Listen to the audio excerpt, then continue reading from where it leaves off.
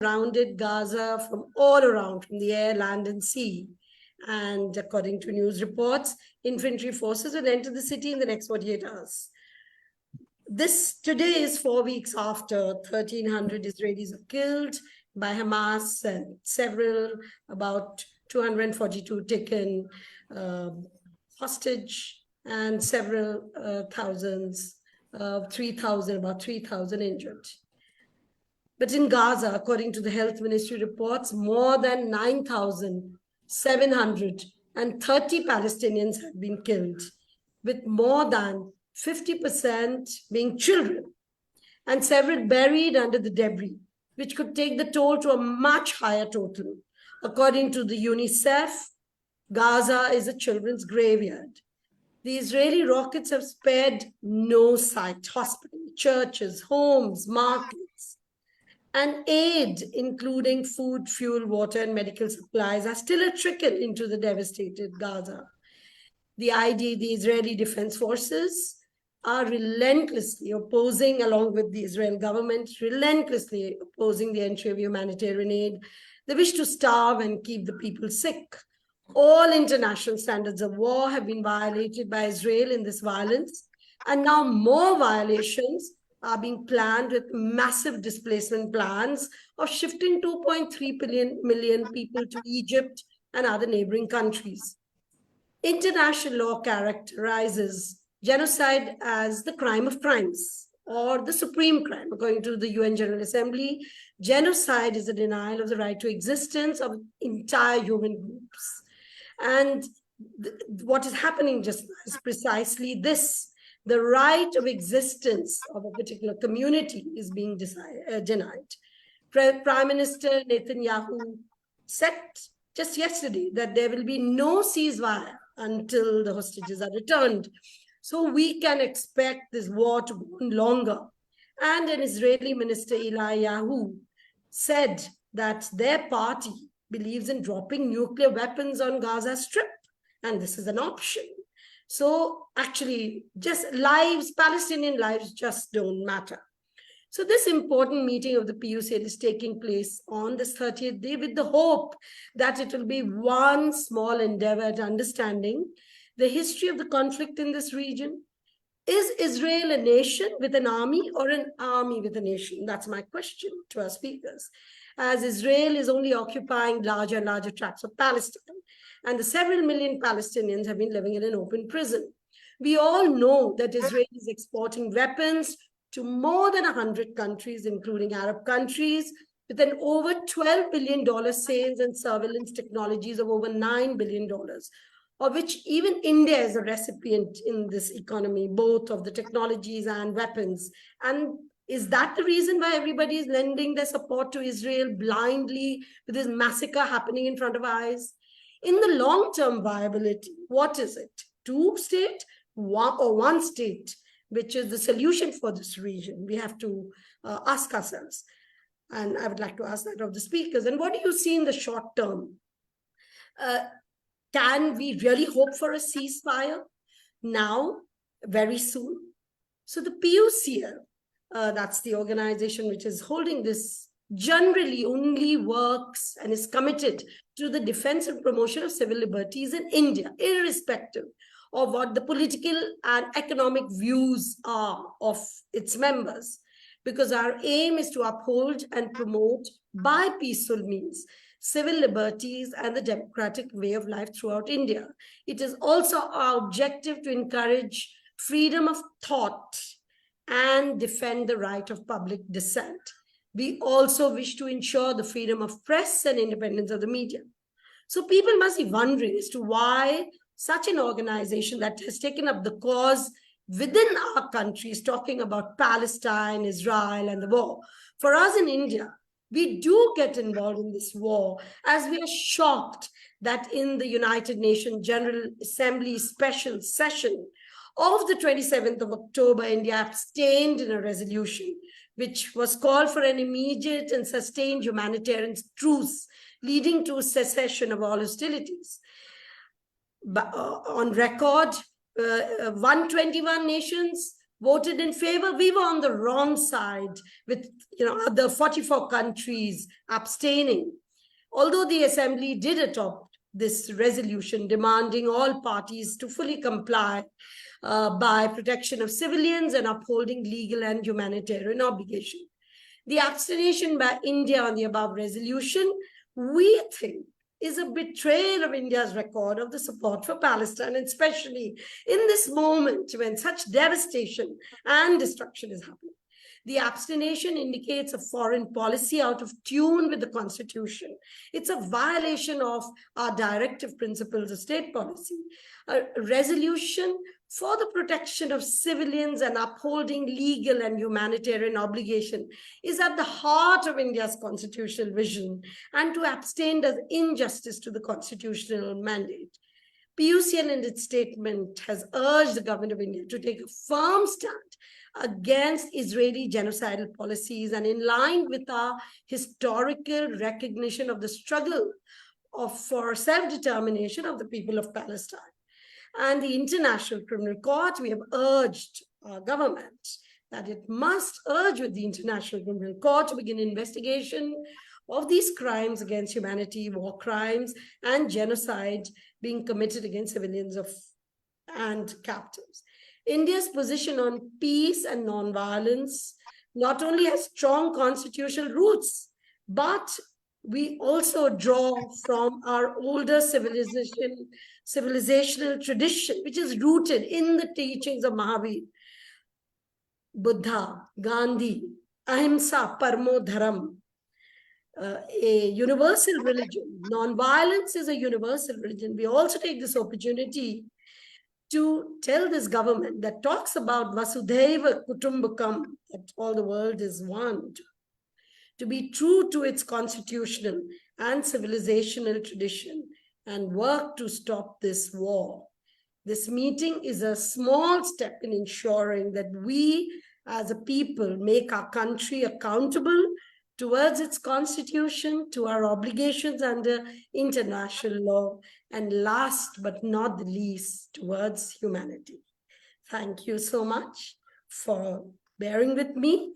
I will now request Professor Jean Dresse to introduce our speaker, Professor Yanis Varoufakis. Thank you, Kavita, and thank you to PUCL for organizing this very important discussion. It's very encouraging to see that 150 people have already joined. Kavita has asked me to introduce the first speaker, Yanis Varoufakis. I don't think we ever met, but Yanis feels like an old friend because we have been in touch off and on for many years, and we have even briefly collaborated on one or two initiatives like the creation of the Progressive International. Yanis is a Greek national. He is a distinguished economist. He did his PhD at the University of Essex, where I also studied myself just before that. He was the finance minister of Greece in 2015, right in the middle of the debt crisis, at the time when the Democratic Socialist Syriza party was in power.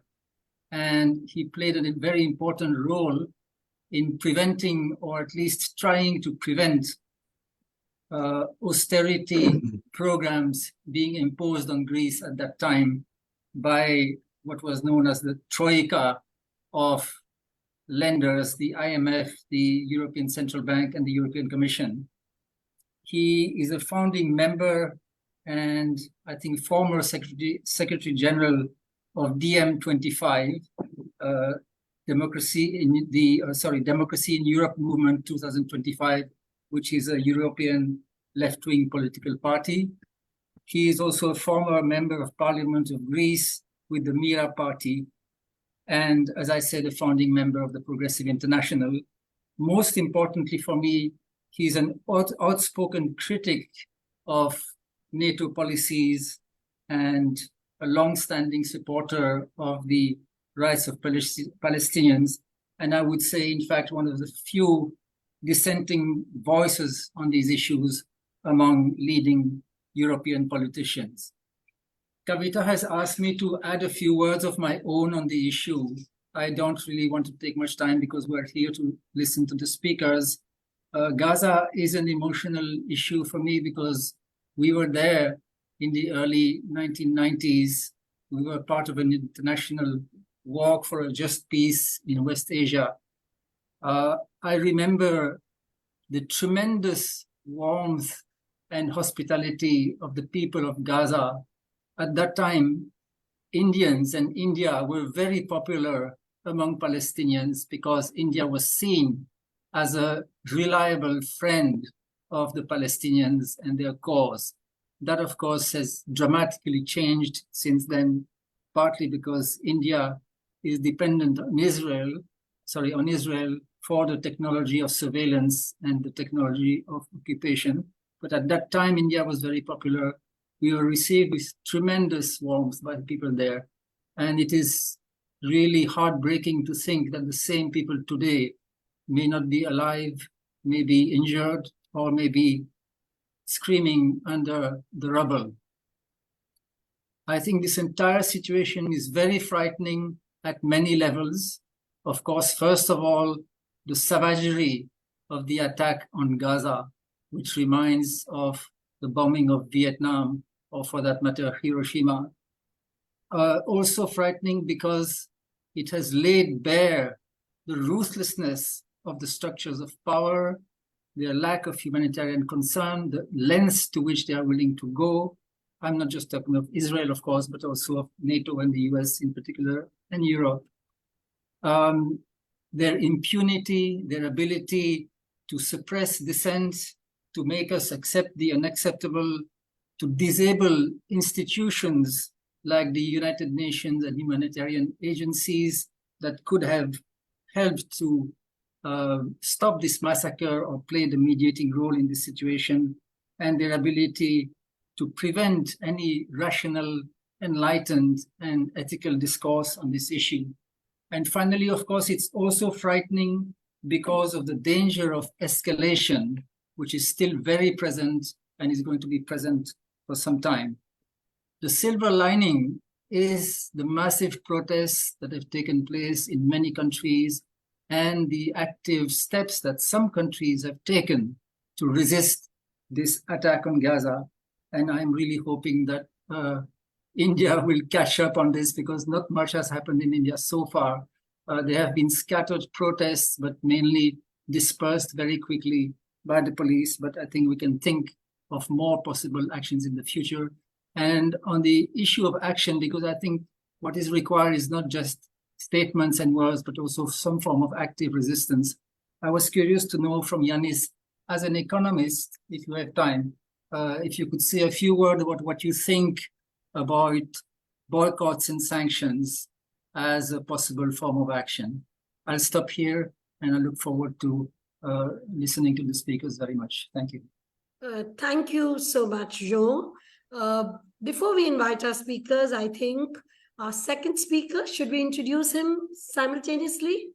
Or Professor Gilbert Achcar, should we introduce him to the people? Or should we go ahead? Of course.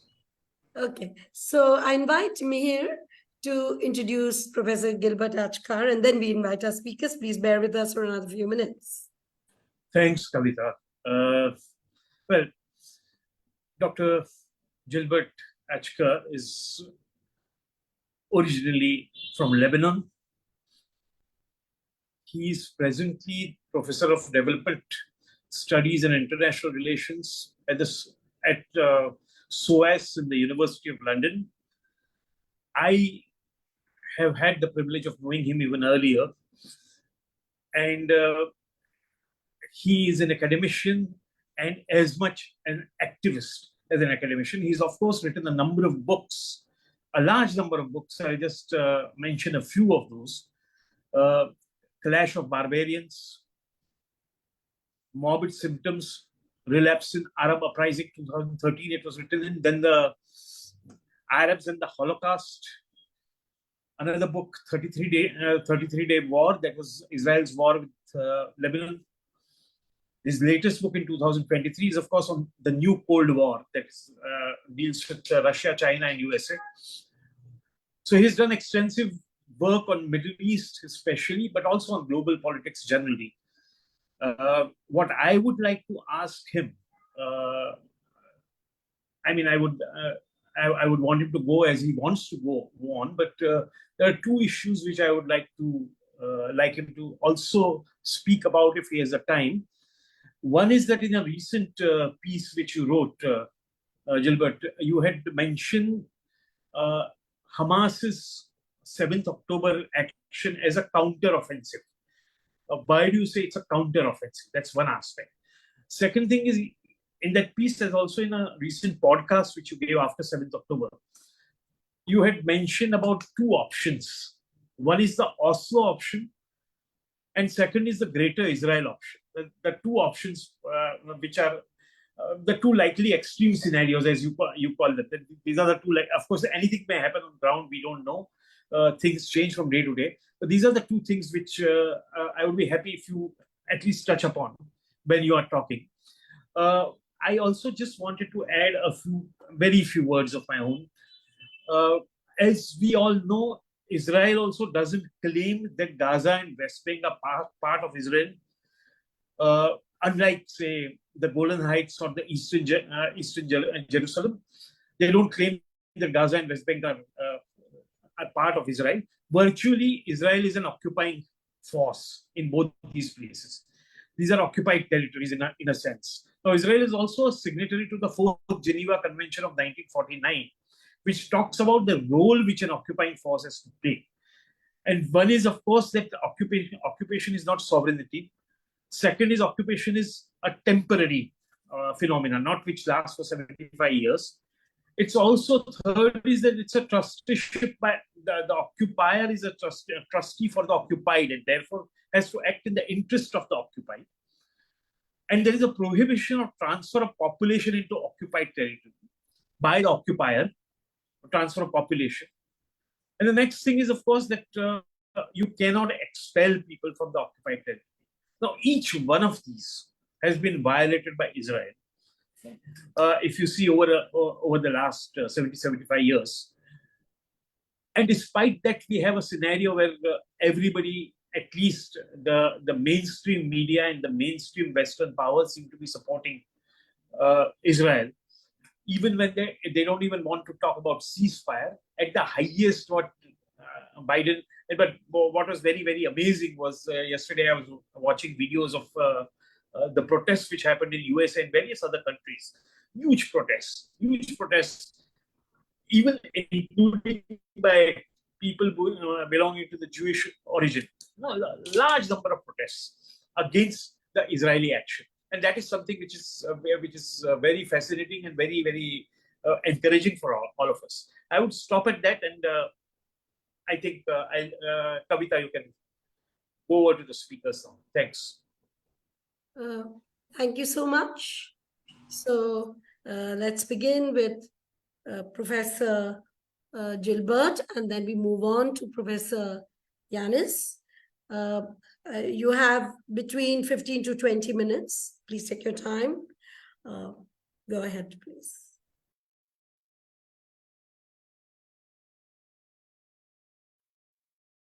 Okay. Greetings to all, and thank you for. Thanks to PUCL, and thanks to the organizers for this invitation. Thank you, Kavita, and thank you, Mihir, for the introduction. I'm glad that I was given this opportunity to address this audience about this ongoing terrible tragedy. And I'm glad also to share the platform with Yanis Varoufakis, whom I'm meeting online for the first time, I believe. I think the three of you who have spoken until now have already said a lot about the topic, and in particular, Kavita, your summary of the situation was very, very, very complete, I would say. So that's, I mean, that makes our job easier in some way. So I will be commenting, if you want, on this this whole issue and the issues that you raised, all of you, in these presentations. The first, I mean, if we're going back to the root of the problem, which we have to keep in mind because everything that has been happening since then is a direct consequence of that.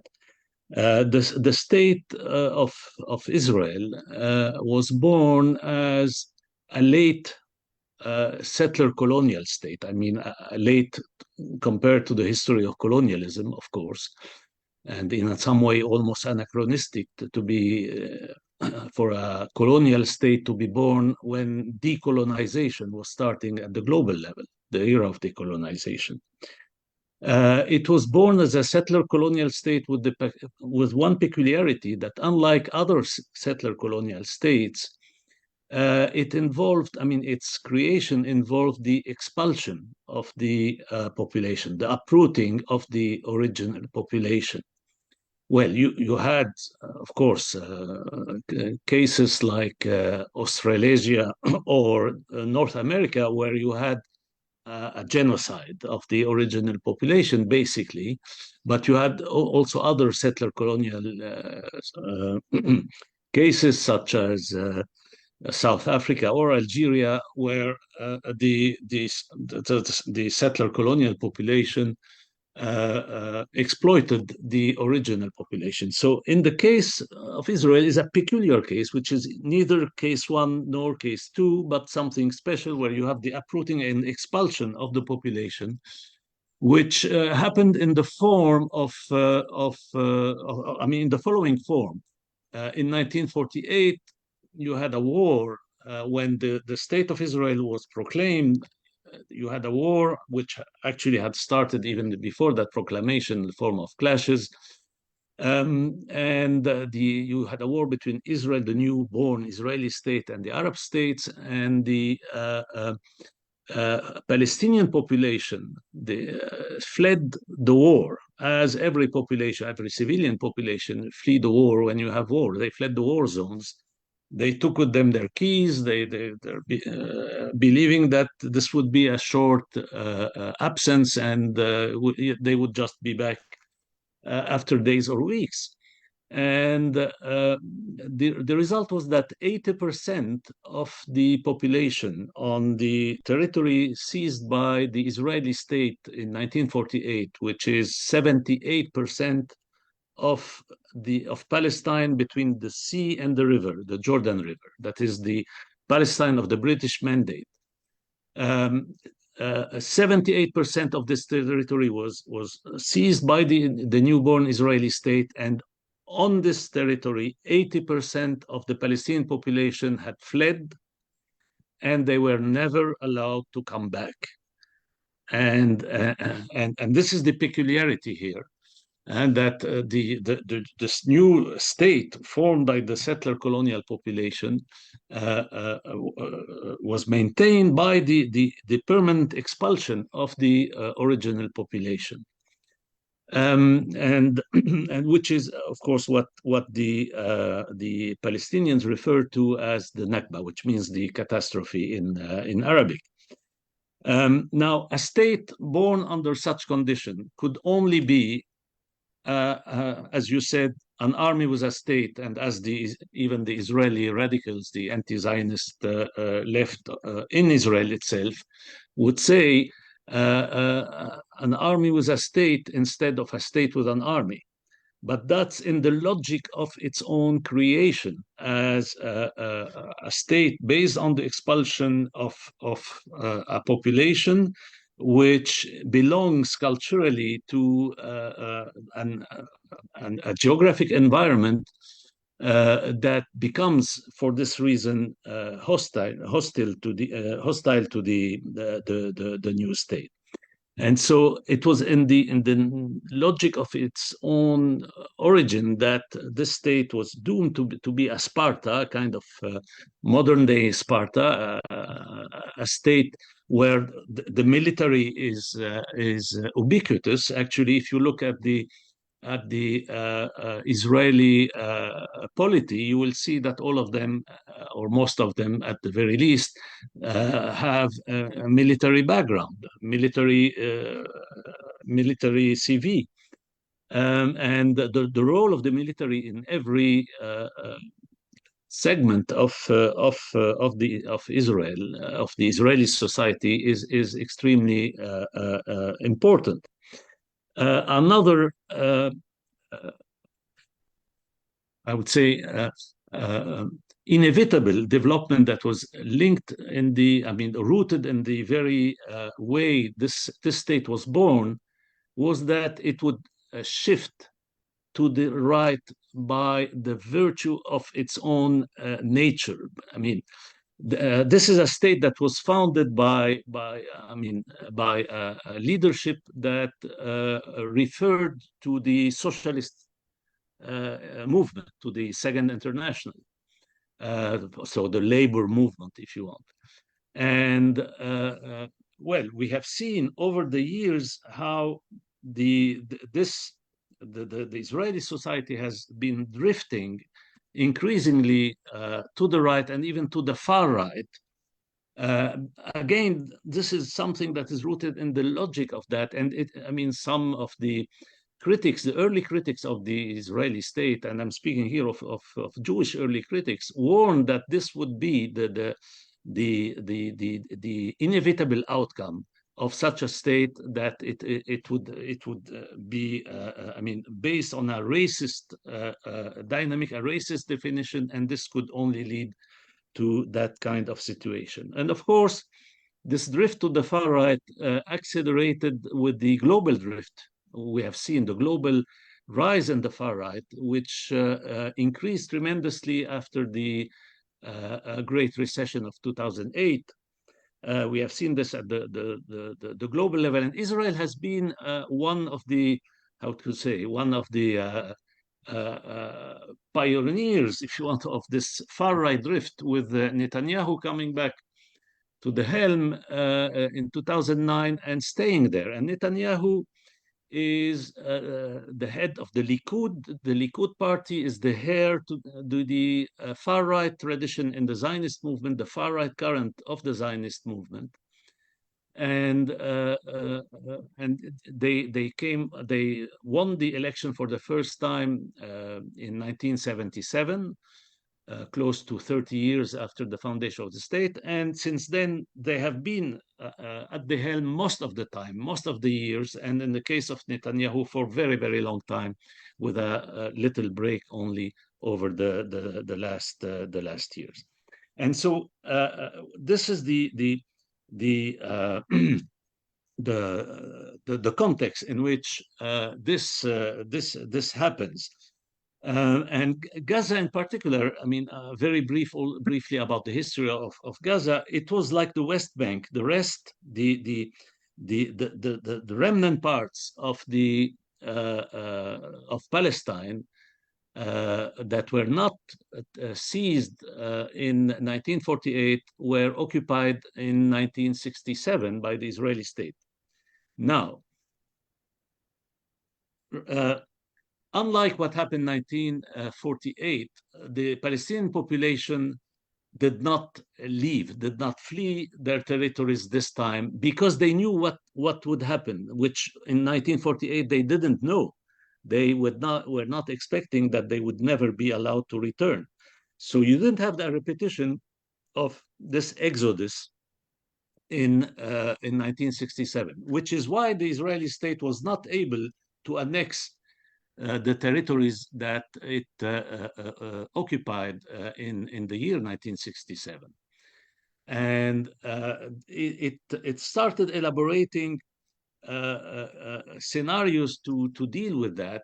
One outcome, the main outcome of which was the Oslo agreements. The Oslo agreements, which provided for the creation of something like a rump state or a Bantustan for the Palestinians, with Israel controlling the key parts of the territory occupied in 1967, especially in the West Bank.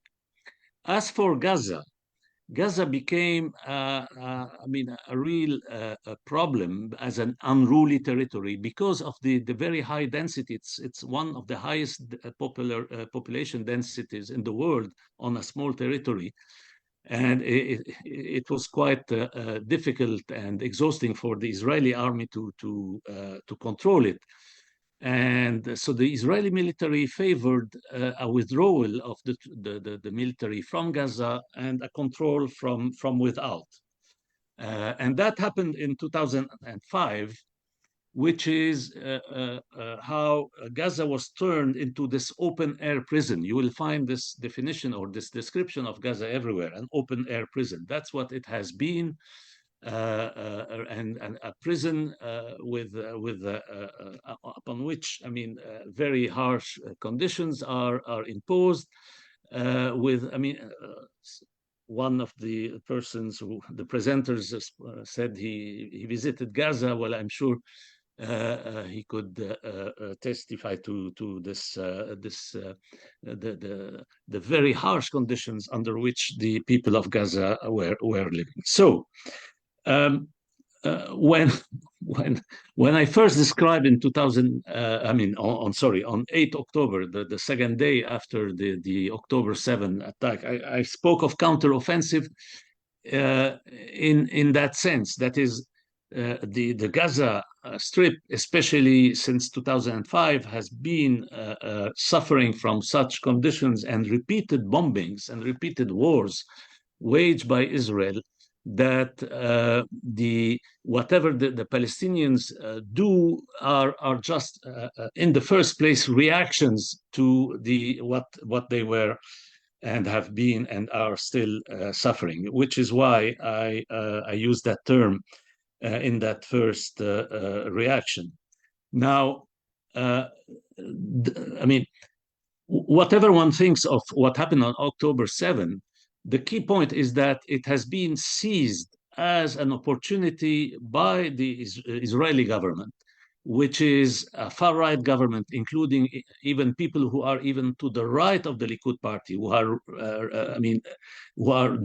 commonly described even by a lot of Israelis as neo-Nazis. And when Israelis in particular use that term towards to describe some of their own, some of the members of their own government, that tells you a lot about it. And these people are in favor of the annexation of the territories occupied in 1967, and they have been so for very long, since 67 for sure, and since 48 they were against the fact that the war stopped short of taking the whole territory between the sea, the Mediterranean Sea, and the Jordan River. So this government, where you have such right-wingers, including the one you mentioned, who just evoked the possibility of using nuclear bomb upon Gaza. I mean, that tells you how genocidal these people are. This is a member of those neo-Nazis group, this particular minister. So they seized upon this opportunity to push, and they are pushing for exactly this. That is the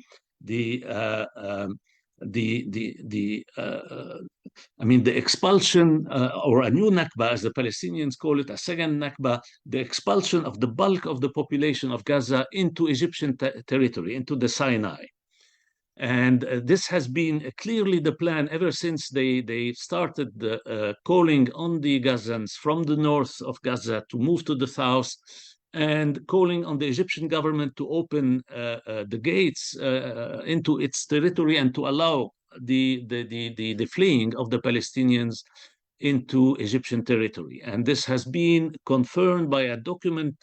If ever we needed any indication or proof, there was a document leaked recently from the Ministry of Intelligence, which is held by a Likud minister in Israel. And this Ministry of Intelligence, which heads the intelligence services of the Israeli state, described three scenarios, of which it believed the best would be the expulsion of the population from Gaza into Egypt and having them settle in Egypt, and therefore having Israel in permanent and definitive control of the territory of the Gaza Strip.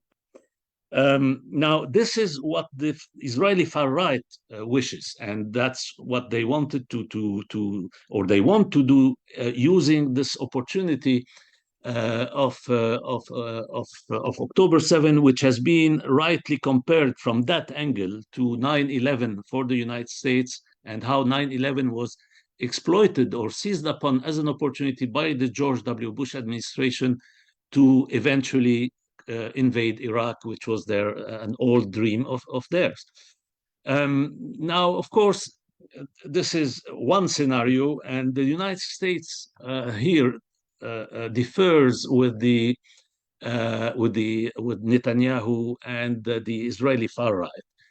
The United States and a minority of the Israeli polity today, or part of the opposition in Israel, or even though you have now a sacred unity government, a war government, but you have another part who are still sticking to this idea of the Oslo scenario. That is, and therefore that I mean the Israeli occupation or reoccupation, to be more accurate, the Israeli reoccupation of Gaza should be followed by installing there the Palestinian Authority, or the so-called Palestinian Authority that is in the West Bank, which is a very discredited authority, which is actually de facto acting as a kind of proxy for the occupation, and with no real sovereignty at all. That this Palestinian Authority should be brought into Gaza, brought in control of Gaza, and so as to revive this scenario of the creation of some kind of Bantustan state, in the belief that this could be sold to the public opinion of the region, the Arab public opinion, I mean, starting with the Palestinians themselves, as a kind of final or settlement of this Palestinian issue, so as to be able to move forward in the so-called normalization of relations between the Israeli state and its Arab environment. So these are the two scenarios, if you want, that are on the table. But ultimately, the decisive factor will be what's happened on the ground. And all this is predicated upon Israel's ability to eradicate Hamas, which is the minimal goal that it set to itself.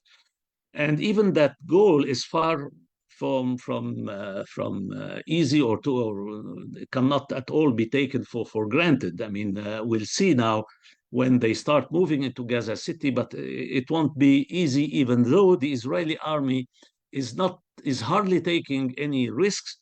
It is advancing by destroying in an absolutely terrible manner everything ahead of it. So what happens on the ground, combined also with the intensity of the international pressure, will be the factors that will determine what will happen eventually beyond any of the scenarios that I just mentioned. And that's why, and I will end with that, that's why the international pressure is extremely important. It is absolutely more than urgent at this time to stop the ongoing genocide and to stop this killing spree that the Israeli state is deploying. You mentioned 10,000, the figure of 10,000. We are close to 10,000 people killed.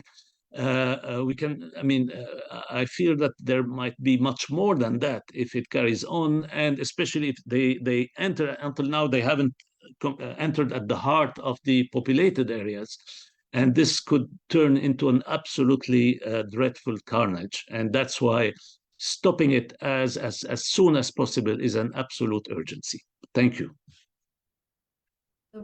Thank you so much, Professor Gilbert, for really evolving your ideas and posing the two scenarios. I think there are many comments and questions that will be asked of you later. I now invite Professor Yanis Varoufakis. We welcome you once again, and we hope you will also say your piece in the first instance in 15-20 minutes. Thank you so much. Please join us. Thank you so much, Kavita. Friends, we are academics, some of us, but I don't believe we have the right today, at this very moment, to speak like academics. We're here because a genocide of Palestinians is happening as we speak in Gaza, in tandem with Israel's opportunistic but methodical ethnic cleansing in East Jerusalem and in the West Bank. We're here, or we should have been here, not to analyze, not to write history. That we can do at another time. But we're here because humanity is being tested. Because future generations will censure us for letting the death count, as Gilbert just said, exceed 10,000. It's probably more than 15,000 to 20,000 already, mostly children and women. And we're here because our grandchildren must ask us and will ask us, what were you doing in 2023 as the Palestinians were being massacred? And there will be no hiding behind, I didn't know, kind of answers. We do know. Our governments know. Everybody knows. Because the official representatives of the State of Israel proclaim proudly, openly, they proclaim their genocidal intent. Was it not Israel's Prime Minister, Mr. Netanyahu, who just the other day quoted biblical scripture to justify the wiping out of all Gazans, of all Palestinians? Our key ministries, not run by fundamentalist extremists, peddling what can only be described as messianic visions of a land from the river to the sea, free of Palestinians, emptied of Palestinians, only for settlers. So no one can feign ignorance anymore. And this is why we're here, to tell our rulers, you in India, us here in Greece, Gilbert and his students, to the British government, enough. Put an end to the slaughter, or the slaughtered will haunt you in your sleep till the end of your days. Enough. We shall never let you forget that you are aiding and abetting crimes against humanity. Even if the International Criminal Court disgraces itself by staying quiet. At this point, friends, allow me to make a crucial, in my heart and mind, point. That to be on the right side of humanism, we need to be clear on who is the enemy of humanism. And it is not the people of Israel, for they suffer too. And it is not the Jews outside of Israel. In precisely the same way that the British Empire's atrocities in India, in Kenya, elsewhere, were not the doing of the majority of Britons, who also suffered violence and expropriation and exploitation under the very same British authorities. And in the same way that today our Israeli friends and comrades are suffocating under Israel's state of apartheid. Allow me to, Jean Drège was very kind to mention that back in 2015, I was Greece's finance minister. While fighting back then the financial international oligarchy, during that brief tenure, a Greek newspaper belonging to the establishment, to the oligarchy, they thought that they would diminish me with a cartoon that depicted me as a Shylock-like figure. You know Shylock? Shakespeare. What these idiots did not realize was that trying to tarnish my image by presenting me as a Jew was a badge of honor. So let me make this abundantly clear. Whenever an anti-Semite bundles me together with the people who have suffered racism for so long and so bravely, the Jewish people, I feel deeply flattered. As long as a single Jew is threatened by anti-Semitism, I shall carry the Star of David, eager and ready to be counted as a Jew. At the very same time, as long as a single Palestinian is terrorized, a single Palestinian is deprived of water, a single Palestinian is bombed, maimed, or killed, I shall wear the Palestinian flag as a symbol of solidarity with the people living in an apartheid state built by reactionary Israelis who are damaging my Jewish and Arab brothers and sisters and stoking the fires of racism, which ironically, anything that stokes the fires of racism always forges a steelier variety of anti-Semitism. When I refer to Israel as an apartheid state, a lot of pro-Israeli state advocates take me to task. How dare you compare South Africa with Israel? How dare you compare the struggle of the ANC with that of the brutal human animals of Hamas? Well, it's not me. Archbishop Desmond Tutu, in March 2014, after having visited the occupied territories, said the following, and here I'm reading. I've witnessed, Archbishop Desmond Tutu said, I've witnessed the racially segregated roads and housing in the Holy Land that reminded me so much of the conditions we experienced in South Africa under apartheid. I've witnessed the systemic humiliation of Palestinian men, women, and children by members of the Israeli security forces. Their humiliation is familiar to all Black South Africans who were quarreled and harassed and insulted and assaulted by the security forces of the apartheid government. That's Archbishop Desmond Tutu, 9th of March, 2014, not me. But it's not just somebody like Desmond Tutu or Nelson Mandela before him who made the connection between apartheid in South Africa and Israel. By the way, a small aside, who was the greatest ally of the South African racist regime? Who had a common nuclear arms program with South Africa's white supremacist regime? Israel. I close the bracket. Who else is talking about apartheid in Israel? Well, have you heard of a gentleman called Tamir Pardo? Tamir Pardo is the former director of Mossad, and you know what Mossad is. The very fierce intelligence, the CIA of Israel. When Tamir Pardo admits very critically, after he died, of course, that the state of Israel was imposing apartheid on the Palestinians, I think I can rest my case. But it's not just Tamir Pardo. Israel's former Attorney General, Michael Ben-Yair, last year he said, and I quote, that my country has sunk to such political and moral depths that it is now an apartheid regime.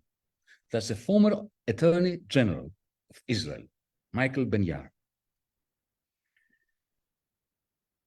Here's a question for well-meaning people out there supporting the Israeli state who are accusing you and me of playing the role of the useful idiots of Hamas. Here's a question for them.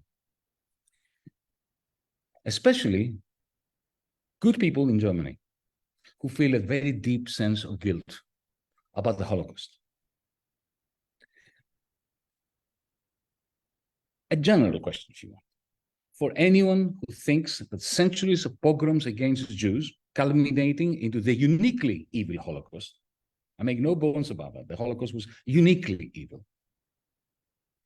And those people who think that that is a reason always to stand by whatever Israel does, my question to them is this: how far must Israel's ethnic cleansing of Palestinians proceed before our utterly justified collective guilt over the Holocaust no longer prevents us from confronting Israel's ethnic cleansing of Palestinians until the last Palestinian is killed or exiled. Is this the legacy we want to leave behind? Those of us who are genuinely opposed to anti-Semitism in all its forms? Does anyone in Washington, in Berlin, in Paris, or in London, does anyone think that our collective guilt over the Holocaust can be washed clean with Palestinian blood? I don't think so. And now allow me to send another message. A message to those, they're usually the same people, those for whom Hamas's atrocities justify any atrocity Israel is carrying out in Gaza, supported, of course, by the West, or in the West Bank, for that matter. So my question to them is this: have we not learned the lessons of recent history? Yes, Saddam Hussein, Muammar Gaddafi, and the Taliban were bloodthirsty tyrants. But that was not a good reason to invade and to bomb to smithereens the people of Iraq, of Libya, and Afghanistan. That didn't go very well, did it? That's a question for our Western leaders. Consider also another question. Suppose that Hamas never existed. Suppose that, they never happened, or they surrendered today. They just gave up, surrendered to the IDF. What if the Palestinian representatives recognized Israel, all of them, and laid down their arms? What would be happening now? Well, there's no need to speculate, friends. Just look at the West Bank, where there is virtually no Hamas, and where the Palestinian Authority cooperates with Israel. What happens there to the Palestinians? Mass murders, evictions, collective humiliation, apartheid methods, the ethnic cleansing of Palestinians in the West Bank and the East Jerusalem area. Clearly, focusing on Hamas's atrocities is a cheap trick for ignoring the true cause of this endless, one-sided crime against the Palestinian people. Now, I always like to take very seriously the leaders of those whose policies I oppose. And there can be no better source of insight than David Ben-Gurion, the inaugural Prime Minister of Israel, who in a conversation that took place just before he died with Nahum Goldman. This comes out of a book that Nahum Goldman published back then, 1978, I think, called The Jewish Paradox. In that book, Ben-Gurion is quoted, is reported as saying, asking a question to his interviewer, who is the author of the book, Nahum Goldman, why are you so optimistic? Why should the Arabs make peace with us? If I was an Arab leader, says Ben-Gurion, I would never make terms with Israel. That is natural. We have taken their country. Sure, God promised it to us. But what does it matter to the Arabs? Our God is not theirs. We come from Israel, it's true. But 2,000 years ago? And what is that to them? There has been anti-Semitism, the Nazis, Hitler, Auschwitz. But was that their fault? They only see one thing. We've come here and stolen their country. Why should they accept that? They may perhaps forget in 1 or 2 generations' time, but for the moment, there is no chance. So it's simple. We have to stay strong and maintain a powerful army. Our whole policy is there. Otherwise, the Arabs will wipe us out. And then Nahum Goldman asks him the question, but how can you sleep at night? And the answer that David Ben-Gurion gave was, who says I sleep?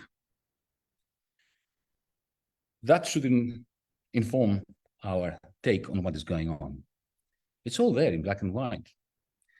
The leaders of Israel, from the very first one to this last war criminal, who is the Prime Minister of Israel today, Benjamin Netanyahu, they tell us.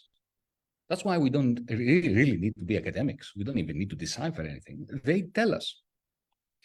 Meanwhile, our established parties of government, here in Greece, in the European Union, in Britain, in the United States, in Canada, in Australia, If you press them, they will tell you, if you press them, say, so what do you think should happen? Gilbert mentioned that before. They would say, oh, we need a two-state solution. They are lying. They know that Netanyahu's life project, life aim, was always to make the two-state solution impossible and to make ethnic cleansing a permanent project. And that's, of course, an aim that Europe, Britain, and the United States allowed Netanyahu to fulfill. And which, of course, is a great gift to Hamas, who used the Palestinians' ongoing suffering as an excuse for their inexcusable atrocities. At which point, our Western rulers condemn Hamas and back Netanyahu to kill off the leftovers of the two-state solution with far worse atrocities, like the ones we see now in Gaza, whose ultimate victim, besides, of course, the people that they're killing, is the two-state solution that the Western leaders claim to be supporting. That's how Netanyahu and the Israeli racist fundamentalists, that's how they plan to destroy, and that's how they have destroyed the two-state solution. With our Western leaders' consent, help, aid. Before I conclude, allow me to just share with you answers to pressing questions, questions that I'm sure our audience will have, but which need to be stated clearly and answered clearly and categorically. People ask me, well, many people, is Israel not engaged in a war for its very existence? No, it is not. Israel is a nuclear-armed state with perhaps the most technologically advanced army in the world and the panoply of the United States military machine having its back. There is no symmetry with Hamas, a group which can cause serious damage, as it did on the 7th of October, but a group which has zero capacity whatsoever to defeat Israel's military, or even to prevent Israel from continuing to implement the slow genocide of Palestinians under the system of apartheid that has been erected with long-standing American and European support. Next question. Are Israelis not justified to fear that Hamas wants to exterminate them? Yes, they are. Hamas would like to throw them into the sea.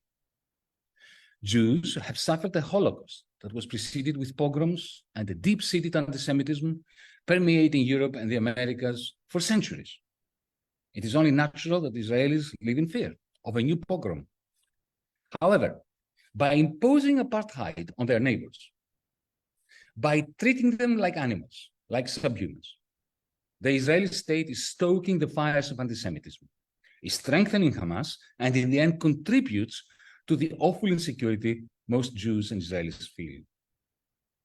What about anti-Semitism, people ask me? I mentioned that before, didn't I?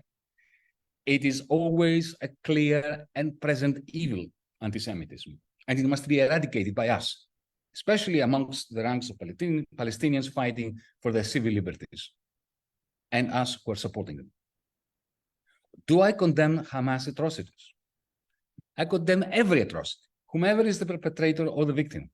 What I do not condemn is armed resistance to an apartheid system designed as a part of a slow-burning, inexorable ethnic cleansing program.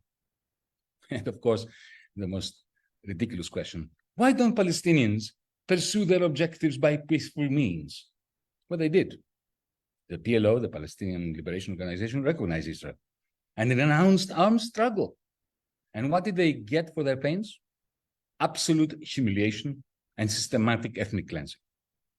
That is what nurtured Hamas and elevated Hamas in the eyes of many Palestinians as the only alternative to the slow genocide under Israel's apartheid. So, friends, this is why we're here. Because our Western rulers, I'm speaking as a Westerner from Greece, and you have Modi, our rulers are a clear and present danger for world peace. So what should we do now? And this is also an answer to Jean Dreger's question, partly. 4 things to begin with. Demand an immediate ceasefire.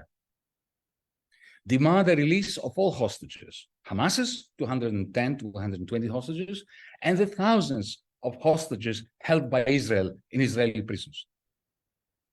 Third, an arms embargo, and commercial sanctions on Israel.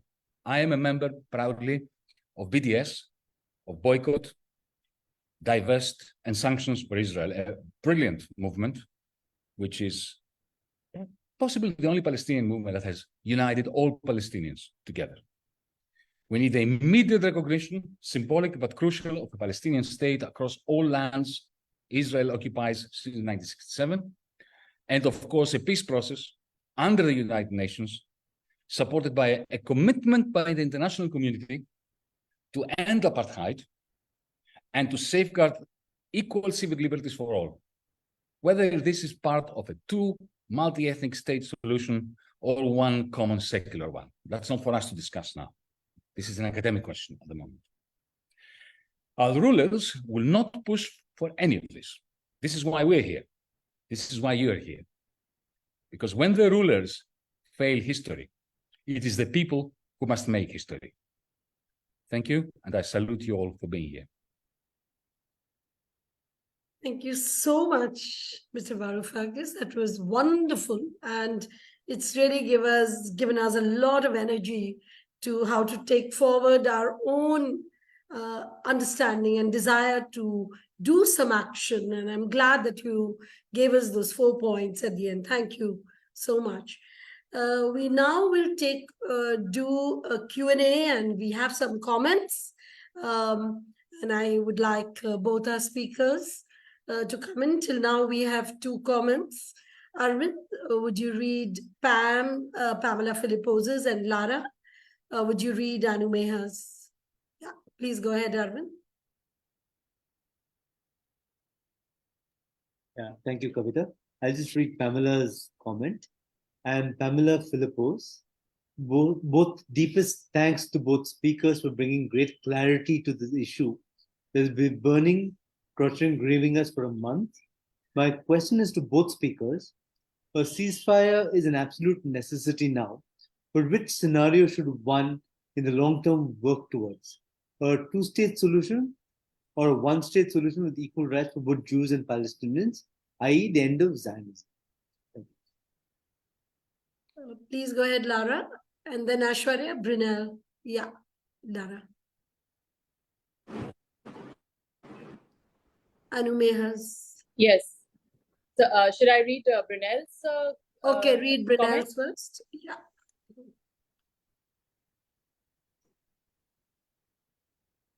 Sorry, Kavita? Yeah, please do read Brunel's. I mean, whichever, either Brunel or Anu Meha's also. I've just posted Anu Meha's to everyone. Yeah. Yes. Lara, so do you have a question? Yeah, there are several questions that have come in actually on the Google document. And yes. I'll just read about 2 of them. One from Brunel, who is an health activist and also professor at an institute in Bombay. I would like both speakers to help us understand how a people, Jewish people, that went through so much of discrimination, extermination, and violence, reproduce the same against the Palestinians. Another question, that I'd also like to read from a Srivastava, a question to both the speakers.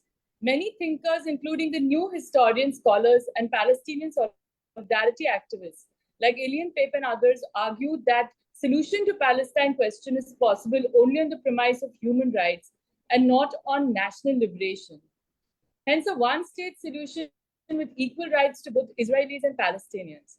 They also cite pragmatic reasons like the feasibility of a separate Palestinian nation in the background of growing Zionist Jewish settlements. Hence, doesn't the two-state solution to begin with, the aim of achieving one-state solution based on equality, could be the real solution? Wouldn't the one-state solution without resolution of national question only perpetuate the national oppression? I think Professor Gilbert did touch upon this to a little extent, but if we can, get an answer on this. Can I take one more question and then we can probably go back to the speakers? Yeah, go ahead. Kavita? Yeah, sure. And So, a question from Paran.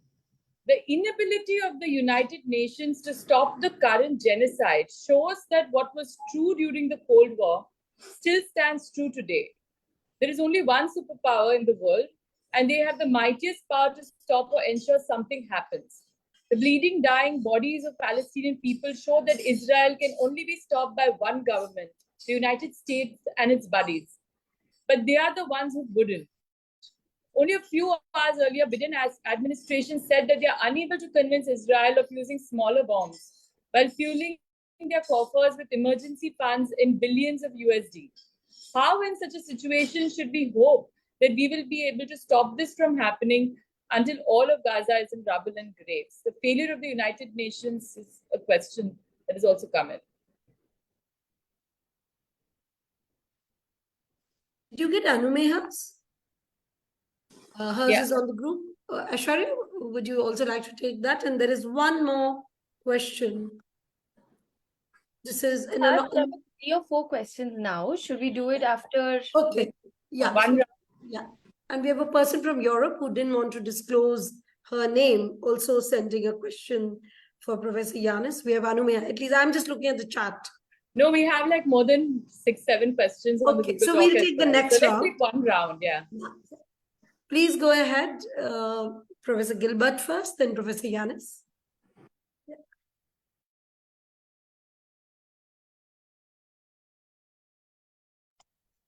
Yes, thank you. Well, there are 2 questions or more even about what kind of settlement could be the best or just solution for this conflict. And we're back to this one state, two state kind of discussion. I would say that this is almost a diversion. And sometimes when we see the solidarity movement being split on one state, two state, this becomes almost ridiculous and anyway harmful to the cause. The key point today is the right of the Palestinians. They have rights, starting the right to self-determination, of course. They have the right to return to their ancestral land from where they have been expelled.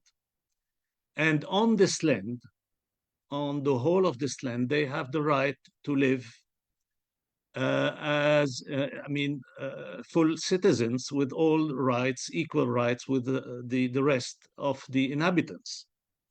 So these are the fundamental rights. And the solidarity movement should be supporting these rights and not get into one state or two states. You don't decide. We don't decide from abroad about what the Palestinians need. They have to decide. The key point is to give them the ability to decide. That's the right to self-determination. That's how the fight against colonization and how decolonization proceeded, through the implementation of this basic right to self-determination. And actually, if you even look at some of the rights or the resolutions of the UN, even there, you have, for instance, what provides for the right of the refugees to return. Of course, this has been completely ignored. Now, if you take into account also what has been happening since 1967, you have a specific issue in the fact that the international law, by international law, because it reflects in a way in its genesis, the balance of forces that existed at the end of the Second World War. So in this international law, only the territories occupied in 1967 are regarded as occupied territories. But that's also an important leverage, because they have been occupied for 56 years now. I mean, it's been more than half a century of occupation and settlements which are, by any standard of international law, completely illegal. So when the Palestinians demand the dismantlement of all these settlements and the freeing already of the 67 occupied territories from any kind of occupation, That's also one of their basic rights. So we have to support these rights. When the Palestinians in 2006 agreed on a platform, all of them, all the currents, from Hamas to Fatah and everything, which they regard as a kind of a platform of minimal demands, withdrawal of the Israeli occupation from all the territories occupied in 67, right of the refugees to return to these territories, and so demands that were centered around this. Well, this is their right. They have to formulate the demands they deem to be essential for them, and we have to support them in that. So that's how I would put this whole issue. And as for the question about well, how people who suffered could turn into into oppressors. I mean, unfortunately, history is full of such cases. I mean, the fact that people has a history of oppression, of being an oppressed, does not constitute any how to say, does not create any immunity against the ability of turning into oppressors. And the issue is, it's not in the essence of people, whatever their history, it's in the circumstances in which their polity has been created. And what I tried to explain at the beginning of my presentation was that the very conditions under which the Israeli state was created, even if it was, I mean, even if it were saints that were created, whatever holiness means for once, the very structural nature of the state, the very way it was created, was a major act of oppression. Because, and I end with this, Yanis was speaking of the lessons of the Holocaust. Let me give just an analogy. What lessons you draw from Hiroshima? Should we say, oh, never again to the Japanese? Or do we say never again to humanity? This is a crime, a major crime against humanity, this nuclear bomb. And Hiroshima is one of the major crimes against humanity in history, right? And so the same goes for the genocide of the Jews. That's one of the most terrible crimes in human history. But the lessons to draw from that is not one specific to the Jews, as it which remain in ethnocentric in an ethnocentric limitation, but it is one that is universal. The lesson of the Holocaust should be the against injustice, discrimination, occupation, and of course genocide and all crimes against humanity. Again, I mean, concerning all peoples on earth, all human beings, and not any specific category of human beings. Thank you so much for that powerful response. Professor Yanis, would you like to take some of the questions that have been shared? And are the Google Docs available to our speakers also? Or you'll read the next round after this? Because there's some 22 questions I noticed. Yeah. Gilbert. Please go ahead. We just combine the questions, the three of you. Please go ahead, Professor Yanis. Gilbert, you're absolutely right. It would be ridiculous if the solidarity movement were to be split along the lines of one state versus two states. This is a theoretical conversation now. You're absolutely right. This is why I like the BDS movement, because it manages to bring everybody together independently of their political affiliation and independently of whether they believe in a one or two state solution. Between us, I was a very strong believer in the two state solution until I had a conversation back in the 1990s with that wonderful Palestinian academic, Edward Said, who changed my mind. And you can search for his article in the New York Times called The One State Solution. I'm not going to go into this now, because this is, as I said, as Gilbert said, this is not the time to do this. I recognize the problems with the one state solution. I mean, the Belgians are finding it hard to have a one state solution, you know, the Walloons and the Flemish.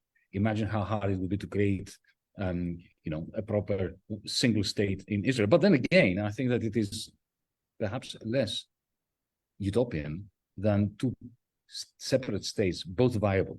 And what happens with the 20% of the population of Israel proper, who are Palestinians? They will not move to the other states. So do they remain in a state of apartheid? What happens with the Jews who stay in Palestine? Do they stay in? Anyway, it's not for now. Our job now is to stop the carnage. Our job now is to stop. Last night, 400 children were killed. Last night. And the ones who survived, friends, gather that. Try to imagine that. There is not enough water to clean their wounds. This is what we're talking about now. That's why I'm insisting this is not an academic discussion. It is something that we are all guilty of tolerating, even though we are protesting through this Zoom meeting. We are going to be answerable to the future generations for what's happening this very moment where we're talking. So yeah, forget the one state to state solution. Let's save people, let's grant them rights, and as Gilbert said, let's empower them to negotiate a peaceful future. One of our audience asked the question, why is it that public protests have no effect on our leaders? Well, when did they? When did they? When in the 60s, there was this massive protest movement in the United States against the Vietnam War. What happened? It was escalated. Carpet bombing of Hanoi. Remember 2003? The largest demonstrations in the history of the world. Millions came out saying, not in our name, do not invade Iraq. And what did they do the next day? They invaded Iraq. So, let's not pretend that things have changed. Things, the more they change, the more they stay the same. A very pertinent question. Why do the Jews, or not the Jews, many Jews, not all the Jews, we have to be very clear about that, tolerate the inhumanity practiced upon the Palestinians, even though they themselves are a people who for centuries have suffered pogroms and discrimination? Well, I think it's a combination of two things. Fear, on the one hand, and guilt.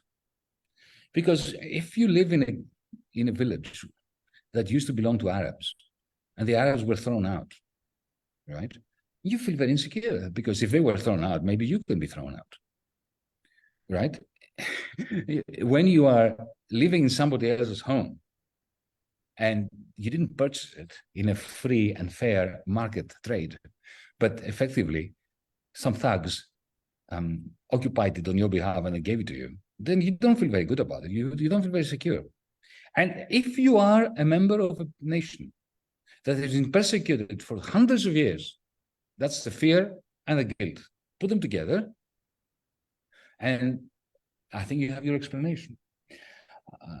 Somebody mentioned the inability of the United Nations. The United Nations was never able to do anything. That doesn't mean that it's not useful. It is important to have a talking shop. People dismiss the United Nations as a talking shop. We need a talking shop. We need somewhere where we go and actually, table our resolutions and, fight with words.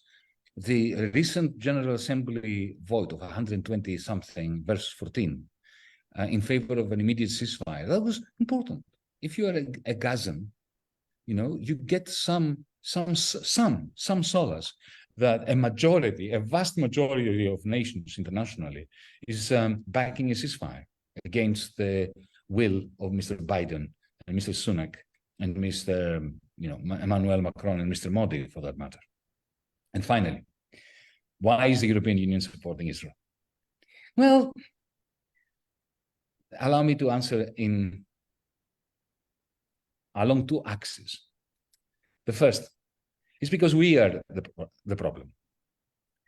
It's not the Israeli state. It's not the settlers. It's not Hamas. It's we Europeans.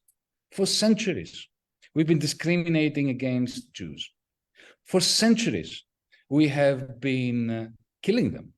We've been conducting pogroms against them in Ukraine, in Croatia, in Greece, in Germany, in France, in Italy, in Spain, everywhere. And at some point, after the Second World War, especially, but it was starting after the First Great War with the Balfour Declaration.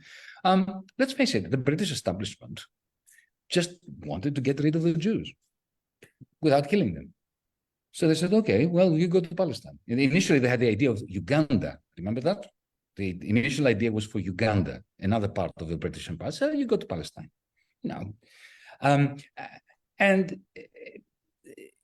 So, you know, this is part of the European mentality. We're a settler, imperialist power. We settled in the Americas, in Africa, in Asia, in Australia, in New Zealand. We destroyed populations all over the place. I remember back then, during the days of apartheid, P.W. Botha, who was the racist prime minister of South Africa, was having a discussion with his Australian counterpart, who was actually very active in the anti-apartheid movement. And you know what P.W. Botha said to the Australian guy? He said, you know what the difference between us and you is? You wiped out all the indigenous people. You were successful in ethnic cleansing them, in actually killing them. We were not. So, you know, this is a European mindset. You know, send them over, get rid of the Jews, terra nullius. Remember how the British claimed Australia on the basis of the dictum of the concept of Australia being terra nullius, that is, empty of people. The 6 million Aborigines were not people. Similarly, when the Zionist slogan took over in the 1930s, what was it? Remember? A land without a people for a people without a land. Terra nullius. And this was part of the European mentality. This is a terra nullius, send them there. That's one axis. The second axis, of course, is that Europe doesn't exist anymore. We're a figment of our own imagination. I'm exaggerating to make a point. The European Union doesn't exist as a separate entity anymore. Once upon a time, there was a president of France called Jacques Chirac. Remember Jacques Chirac? A right-wing person. Didn't like him very much. I'm a leftist. I was constantly in disagreement with him. But, you know, when he went to the Palestinian occupied territories, he shared a piece of his mind with the Israeli army. And he came out in full support of the Palestinians. There was a time when France and Germany opposed the invasion of Iraq. The European Union had some elements of independence from Washington, D.C. Ever since the great financial crisis of 2008, and in particular, the war in Ukraine, gone. There's no such thing as the European Union. They read out of a script that comes to them from the American embassy or from NATO. That's it. Thank you. Thank you so much. It's 90 minutes almost since we started. Do you think you could just club some of those questions and like we really conclude it in the next few minutes? Lara, is it possible? What do our speakers? Yeah, I mean, I think a lot has been answered by our two speakers in the second round of their speaking. What do you think? Yes. I think some of the questions have already been answered, but I'll just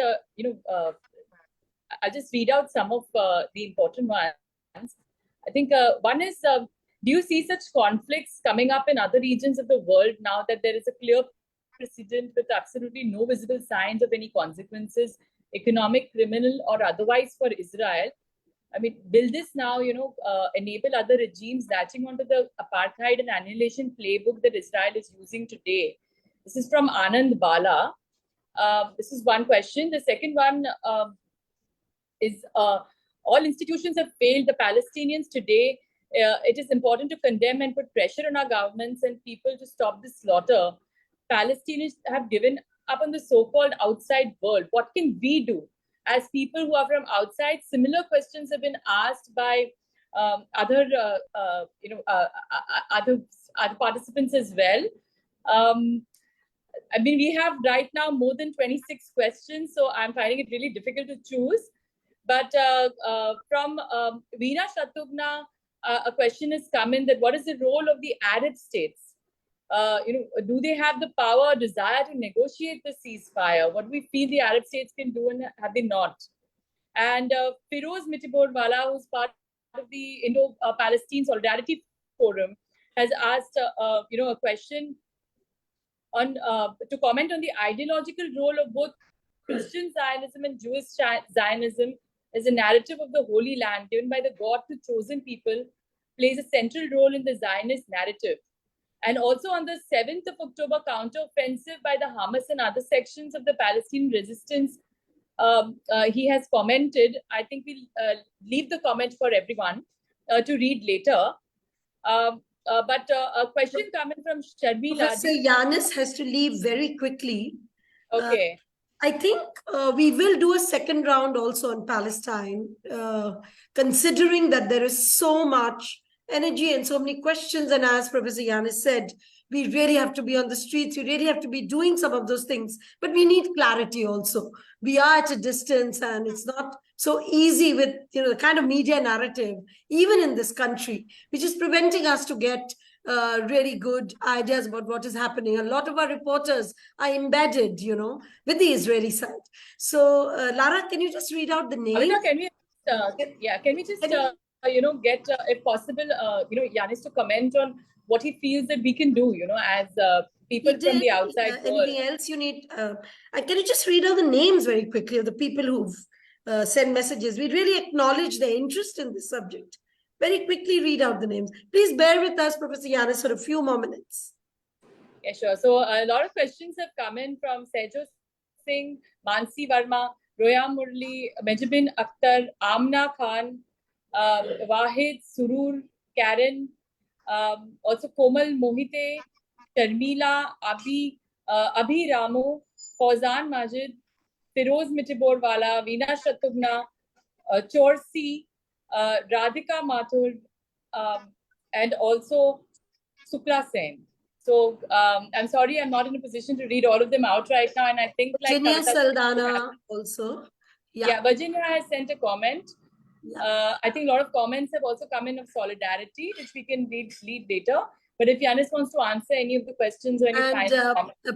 Per Gig, who's hosting the World Social Forum in Nepal, has said that the whole Nepal World Social Forum is going to be dedicated. How do we stop this war and strengthen the alliance in relation with the Palestinian cause? So please go ahead, Professor Yanis and Gilbert, and we are reaching the conclusion. Professor Yanis, you first, because you're in a hurry. I just want to thank you for organizing this webinar, this get-together. I have no words of wisdom regarding what you should do. We are out on the street. We gathered 64,000 signatures, verified signatures in Europe, to get rid of the President of the European Commission for aiding and abetting in war crimes by going to Israel. We plan to get those signatures to 100,000, and I will go along with my comrades to Brussels and deliver those signatures, demanding her immediate dismissal. We're doing the same thing here in Greece. We're doing it in Britain. We're notifying our governments that they, according to the Charter of Rome, which is the foundation of the International Criminal Court, that they can be charged for crimes against humanity simply by supporting the war crimes affected by the Israeli army in Gaza today. We have to find as many ways as we can through cultural events, through petitions, through demonstrations, through talking to our members of parliament, so that they know that their behavior is being monitored by us and their political future will depend on us. You can think of another 100 ways of doing it. But what we must not do is become complicit. Thank you, Professor Yanis. Professor Gilbert? Yeah, well, very quickly. I mean, I'm speaking, of course, at the global level. I mean, Yanis, of course, was right in stressing the fact that governments do not, let's say, as a rule, generally, they don't respond to the public opinion except when that suits them, actually. So they can take pretext of the public opinion polls when that suits them to take right-wing measures. That's very, very classical. We know that. But the fact is, when you have a sustained movement or it's a rising movement, this can make a difference. And we can see already that the European governments, I mean, of course, I fully agree with what Yanis said about Europe and the European governments, but they are now feeling the pressure. They are seeing a shift in the public opinion. And I should say the United States also, it applies to the United States. I mean, Biden probably believed that he had a winning horse with this kind of attitude where no one on the Republican far right could outbid him. That's what he believed. But now he is seeing that it is costing him, even in terms of public opinion and polls for next year, the election. So the pressure can play a role, and I should say that the increasing anti-war movement in the United States was definitely one of the reasons why the United States cut it short and left Vietnam in 1973. That was one of the reasons. It's a combination of factors, but the demoralization of the army itself, the young people, the draftees, and the rest, all these were taken into account. So I'm saying that because if we believe that public opinion has no leverage over what's going on, then it's I mean, I'm sure that's not what Yanis meant. On the contrary, he explained what we should do, and I completely agree with that. So it's very important to understand that this global public opinion that is now rising in protest against the genocide that is going on can make a difference. It can make a difference by influencing the position of those that matter for Israel, that is the Western states, starting with the most important of them, the United States. Thank you, Professor Gilbert. Very quickly, General Secretary V. Suresh, we welcome you to give the vote of thanks and thank both our speakers and our participants who were totally clued in. I would not want to take any more time from both Yanis and Gilbert, who have really enthused us and given us a very inspiring address. Thanks, Gilbert, for telling us that we need to empower the Palestinians, and who are we to decide what solution they should have? We need to empower, and we need to have the ability to decide. And the same thing about what Professor Yanis said, that UN as a talking shop is also important. And we need to keep talking. We need to keep talking how much our cacophony, because in the cacophony, I think is the voice for the future. In the cacophony is where we bring people together, expose the lies towards each other. The 4-point program that you shared with us, Professor Yanis, is very interesting. I think these are things that we in the human rights movement in India will definitely take forward. We take a lot of power and energy from what both of you have done. And we would like to say thank you on behalf of not just the PUCL, but a large human rights community in India. And we hope that we'll have more occasions where we will be able to hear you. Thank you, both of you, for spending so much time with us. Yeah. Bye-bye. So the babble is going to continue, and from this babble, something will emerge. Thank you so much, and we will keep in touch. And friends, we will do a second meeting on Palestine and do a lot of action on the roads also. Thank you so much. Thank you.